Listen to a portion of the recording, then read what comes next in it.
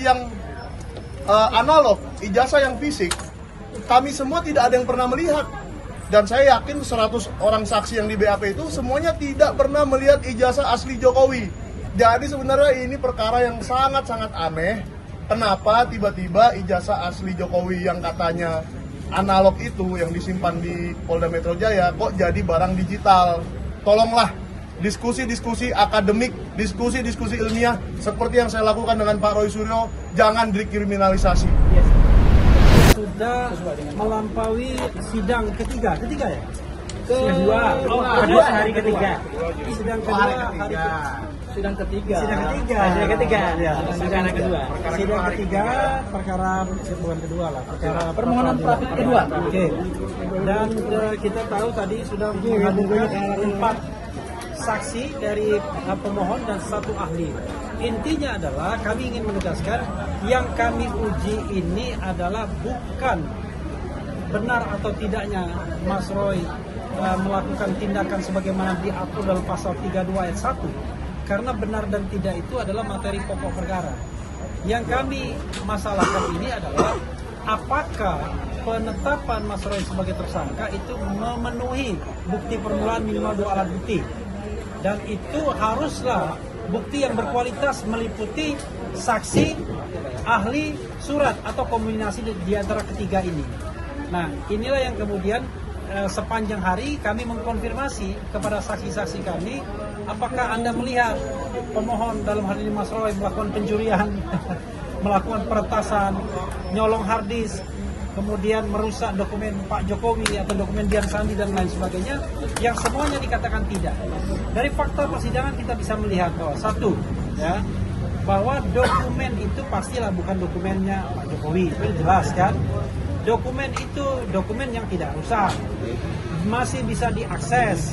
Mas Roy tidak melakukan kegiatan-kegiatan, tidak ada saksi yang membenarkan dia melakukan kegiatan-kegiatan hacking, kegiatan yang mencuri dokumen elektronik.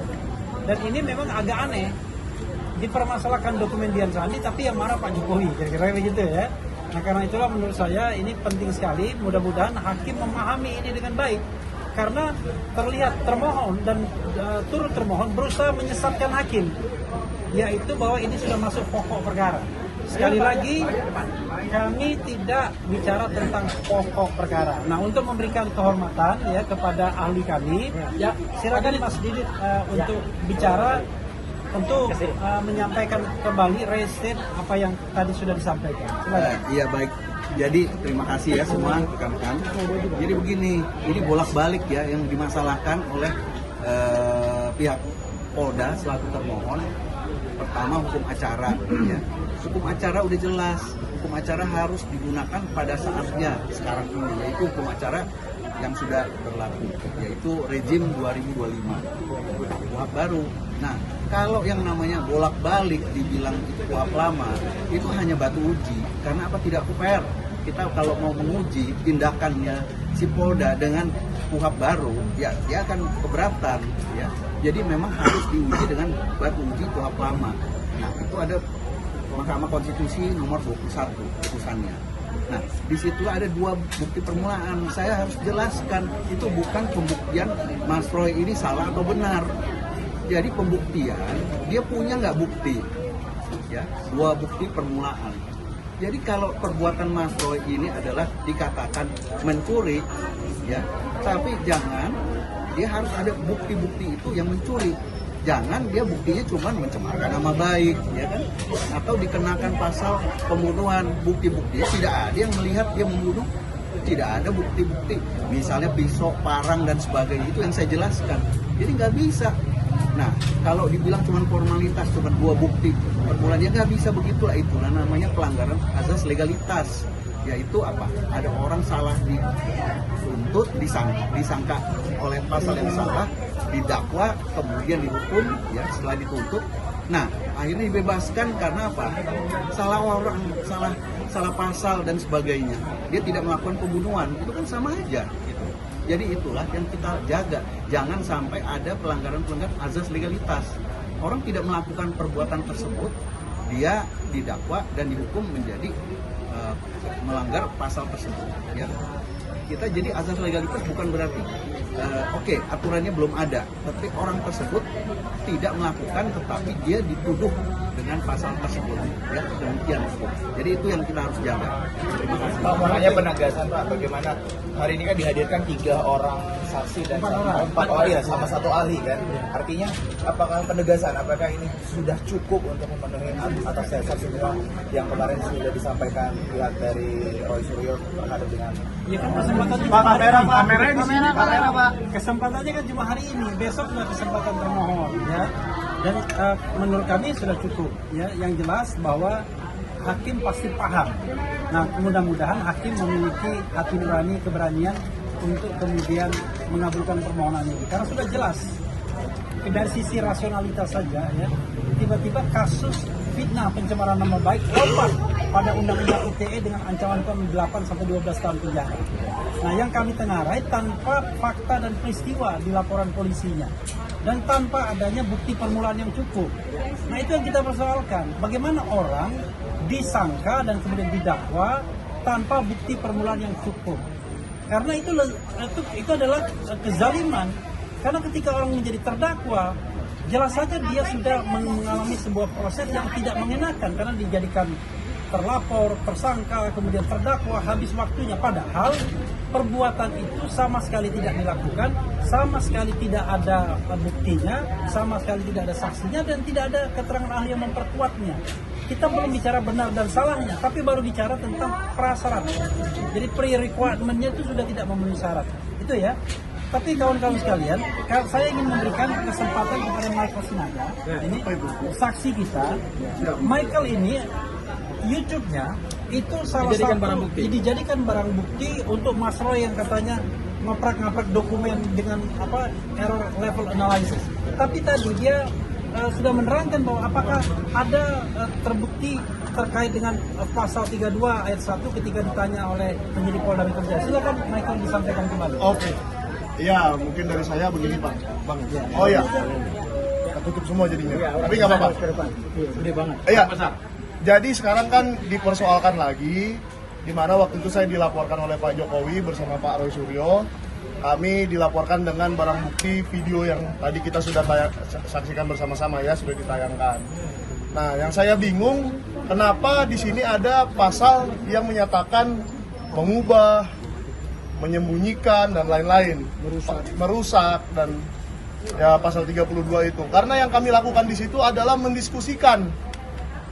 Barang itu ditemukan di Twitternya Dian Sandi dan Twitter itu bisa diakses oleh siapa saja. Jadi itu bukan mengambil dari komputernya Dian Sandi, bukan mengambil dari komputernya Jokowi, gitu loh. Dan soal ijazah yang analog, ijazah yang fisik, kami semua tidak ada yang pernah melihat, ya. Yang pernah melihat itu hanya waktu digelar perkara khusus ya Pak ya, hanya digelar perkara khusus. Jadi saat saya diperiksa di BAP, dan saya yakin 100 orang saksi yang di BAP itu semuanya tidak pernah melihat ijazah asli Jokowi. Jadi sebenarnya ini perkara yang sangat-sangat aneh. Kenapa tiba-tiba ijazah asli Jokowi yang katanya analog itu yang disimpan di Polda Metro Jaya kok jadi barang digital? Nah, kalau sekarang saya memfoto Anda, apakah muka Anda itu jadi dokumen digital?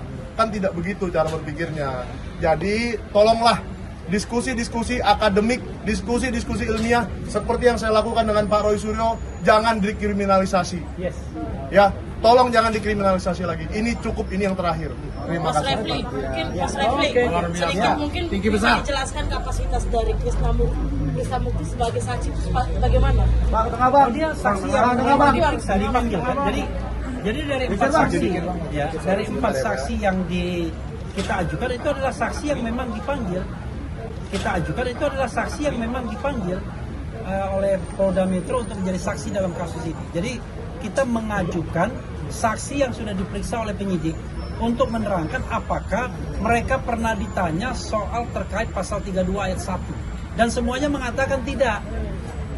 Baik dia ditanyakan apakah melihat Mas Roy, atau ditanyakan Mas Roy pernah menghack, enggak.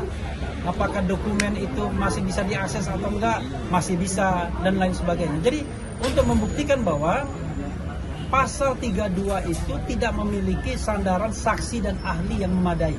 Itu ya. Kita belum bicara benar dan tidaknya.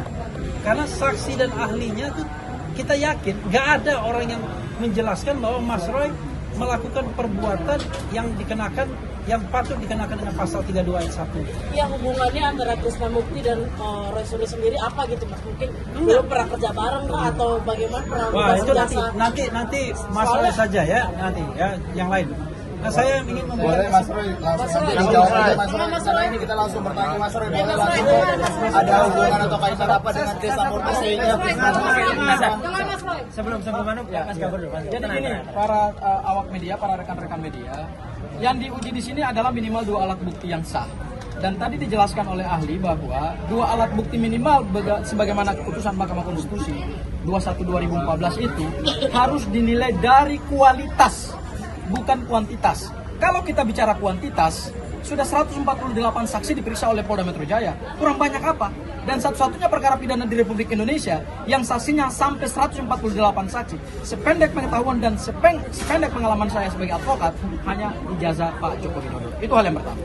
Hal yang kedua adalah, kalau kita mau bicara kualitas alat bukti, kemarin termohon menyampaikan bahwa mereka punya minimal 3 alat bukti, yaitu ada saksi, ahli, dan surat. Tetapi tadi yang dijelaskan oleh ahli itu atau alat bukti ahli tidak bisa berdiri sendiri. Contoh, ada ahli pidana yang menerangkan tentang pembunuhan, tetapi saksi tidak pernah melihat peristiwa pembunuhan.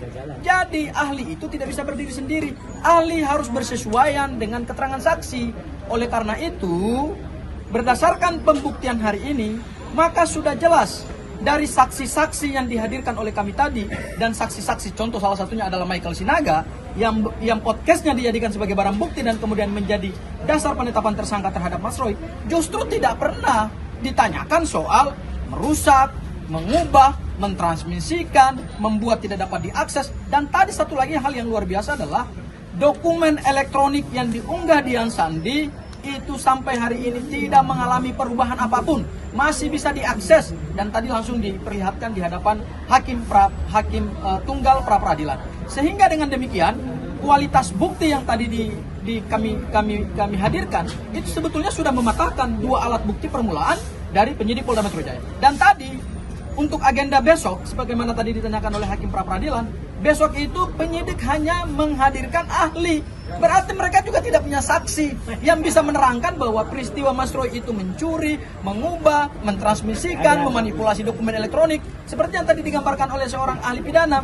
Orang melihat peristiwa perkelahian, kok dipaksa untuk bersaksi dalam peristiwa pembunuhan, padahal dia sendiri tidak pernah melihat peristiwa pembunuhan itu. Itulah yang menurut kami, inilah yang kami uji dalam pra peradilan. Barangkali itu Mas Roy dari saya. penegasan langsung Mas Roy, kenapa kemudian Krisnamurti dijadikan saksi dan apakah ada hubungannya dengan Mas Roy sehingga dijadikan saksi? Assalamualaikum warahmatullahi wabarakatuh.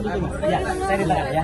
Pertama-tama saya aturkan terima kasih atas kehadiran 4 saksi dan 1 ahli. Saksi pertama adalah tadi Nurdiansah Susilo, ya, seorang YouTuber, dan videonya juga dijadikan alat bukti, yaitu Michael Sinaga yang pertama Michael Sinaga, ya, kemudian Nurdiansah Susilo. Kedua orang ini adalah yang terkait langsung dan kedua-duanya videonya dipakai sebagai alat bukti, barang bukti, dan ada di dakwaan, ya, peristiwa tanggal 16 Maret 2025 dan juga Michael tadi awal April, ya. Ya, 2 orang lagi, Pak Erwin dan Pak Krisnamurti adalah kenapa hadir? Karena kedua orang itu juga mengenal saya dalam situasi yang berbeda. Jadi kita tuh kaya, pengkayaan kualitas saksi kita. Jadi ada yang terlibat langsung dalam video, ada yang mengenal saya sejak lama, semenjak jadi anggota DPR waktu itu. Ya, artinya orang itu kenal sama saya. Apakah dia tahu saya? Apakah dia kemudian dipanggil gitu dan kemudian dia hadir? Pak Erwin ya kenal saya karena juga Pak Erwin juga pernah mengalami kasus yang sama. Dan juga artinya apa? Ini menunjukkan, kalau tadi teman-teman pengen tanya lagi, kenapa ada Krisnamurti? Itu adalah upaya kami, upaya kuasa hukum untuk menghadirkan saksi-saksi yang fair. Jadi tidak hanya ada saksi yang seperti sekarang sudah sering ketemu. Saya sudah lama nggak ketemu Krisnamurti. Keterlibatannya dengan ijazah palsu itu apa? Nah, enggak, karena dia itu dipanggil oleh Polda Metro Jaya. Mas, koreksi kalau saya salah. Ini kalau kasusnya, kalau saya nggak salah, setelah Mas Roy sudah tidak jadi anggota dewan. Loh iya, nggak apa-apa. Kenapa tiba-tiba Krisnamurti hadir? Loh, karena beliau itu dipanggil dapat surat dari Polda Metro Jaya. Ya, tanyakan ke Nah, makanya tanyakan ke Polda Metro Jaya. Kenapa Pak Erwin juga kemudian dipanggil? Jadi kami itu hanya ingin fair. Kami fair. Saksi-saksi yang pernah dipanggil oleh Polda Metro Jaya kita undang kehadirannya di sini. Ya, itu clear ya. Dan dua yang jelas kalau mungkin teman-teman akan jawab, wah iyalah jelas Mas Nurdiansyah, Mas Ian, Michael Sinaga itu kan dekat dengan dia. Iya, ini ada dua saksi yang saya ketemu Pak Erwin itu mungkin sudah berapa tahun yang lalu udah nggak pernah ketemu lagi. Dengan Pak Krisnamurti, ya udah lama juga nggak ketemu. Tiba-tiba dia itu jadi saksi. Dan ketika beliau bersaksi di Polda Metro Jaya pun saya nggak tahu. Ya, jadi itu adalah atas kepelihayan para kuasa hukum saya yang kemudian mengatur supaya kami itu menghadirkan saksi yang benar-benar fair. Ya, tidak kemudian ada terkait atau kemudian diajarin dan lain sebagainya, nggak ada. Maka teman-teman bisa lihat, kadang-kadang tadi Mas Krisna agak lupa gitu, nggak apa-apa, ya itu fakta. Kalau bisa kita hadirkan saksi yang misalnya lebih dekat dengan kita, jadi ingatannya masih fresh ya itu. Tapi sini, yang ingin saya tambahkan adalah, tadi saya menambahkan apa yang keterangan oleh Mas Refli dan juga Mas Sangaji adalah apa? Alat bukti yang kita hasilkan atau barang benda yang kita hasilkan itu adalah misalnya satu, ya, yang kemudian kita buktikan meskipun kita tidak masuk ke pokok perkara. Tapi pasal 32 Undang-Undang ITE, kebetulan sekali lagi mohon maaf sekali, saya harus sampaikan bahwa saya ikut membuat naskah akademiknya. Itu adalah computer crime. Kejahatannya terjadi di dalam komputer. Dan itu bisa dijadikan barang bukti kalau bisa diakses. Teman-teman tadi bisa lihat, ya. Itu jelas-jelas bisa diakses. Dan yang untuk mengakses apa? Komputer milik Pengadilan Negeri Jakarta Selatan. Hakim cerdas banget. Hakim menanya, itu komputer akunnya milik siapa? Akunnya milik PNJS, Pak. PNJS adalah Pengadilan Negeri Jakarta Selatan. Jadi bukan akun saya, bukan akun handphone teman-teman kuasa hukum. Itu komputer milik Pengadilan Negeri Jakarta Selatan saja yang tidak kenal dengan si Dian Sandi bisa mengakses dan lihat apa yang ada di Dian Sandi. Nggak ada yang rusak, masih bisa diakses sampai dengan sekarang, masih utuh. Apalagi yang dikatakan itu adalah dokumen analog yang itu kemudian kita bahas adalah syaratnya, syarat formilnya. Kita tidak menguji dokumen analognya, tapi syaratnya ternyata tidak cocok untuk ditersangkakan ke saya, ya sesuai dengan pasal 32. Jadi apa? Mungkin itu sesuai dengan pasal yang untuk pencemaran dan fitnah, tapi tidak cocok untuk Undang-Undang ITE, karena Undang-Undang ITE itu butuh namanya alat bukti yang khusus, yang spesifik, itu butuh komputer. Jadi sekali lagi ya, kita ingin hadirkan yang benar-benar clear, benar-benar jelas. Jangan sampai itu kemudian dituduh, ya ini nanti ada rekayasa ala-ala Solo. Enggak bisa. Ala-ala Solo itu kayak gini tuh. Ini ala-ala Solo. Ini ala-ala Solo. Kopi-kopi ya. Saya nggak tahu siapa ini yang datang, ini waktu RJ dulu. Jadi ini RJ Restorasi Justice ala-ala Solo. Saya kira masih ada penegasan aja, apa? Untuk barang bukti yang dihadirkan hari ini itu apa saja? Iya, ada video, ada 5 video, kemudian 1 link videonya apa saja, Mas, boleh didetailkan, Mas? Iya. Barang bukti yang dihadirkan hari ini itu apa saja? Iya, ada video, ada 5 video, kemudian 1 link videonya apa saja, Mas, boleh didetailkan, Mas? Iya. Videonya yang apa? Selain dari YouTube. Ya, videonya adalah podcast bersama Mas Roy dan Michael Sinaga. Oke, itu kemudian di Santana juga Podcast ya. Di Santana Podcast. Yang Kemudian terkenal juga Santananya. ada video dari Langkah Update. Ya. Kemudian juga ada video dari salah satu stasiun TV yang memberitakan Pak Jokowi menyerahkan ijazah. Oh iya, kalau itu ya, kalau itu dari ya, TV. betul ya. Ini gara-gara TV udah Dia tanya, sengaja. Iya. Boleh Pak, lanjut Pak. Kemudian ada 5 video ya. Dan tadi sebenarnya dari 5 video itu kami tidak putar semua ya. Kami hanya putar 3 video. Kami hanya putar 3 video dan ada kurang lebih 26 bukti yang terlampir dalam surat alat bukti. Dan kemudian adalah ada 1 ahli, 3 saksi. Betul. Ya, dan ada beberapa dokumen. Dan dari video yang jelas tanggal 26 Maret itu, ya itu jelas betul tidak ada saya. Nama saya pun tidak disebut di situ. Ya, itu video durasinya lebih dari 1 jam 6 menit. Itu jelas ada orang-orang di situ ya. Saya nggak boleh sebutkan itu karena ada sahabat-sahabat pejuang semua. Dan ada seorang yang sudah berkhianat ya, namanya si Omon. Omon aja disebut gitu. Ya, si Omon si Anipar itu disebut. Itu ya. Ada lagi. Terima kasih, Pak Jokowi. Gak sempet baca? Dengerin aja, klik icon text to speech di okezone.com.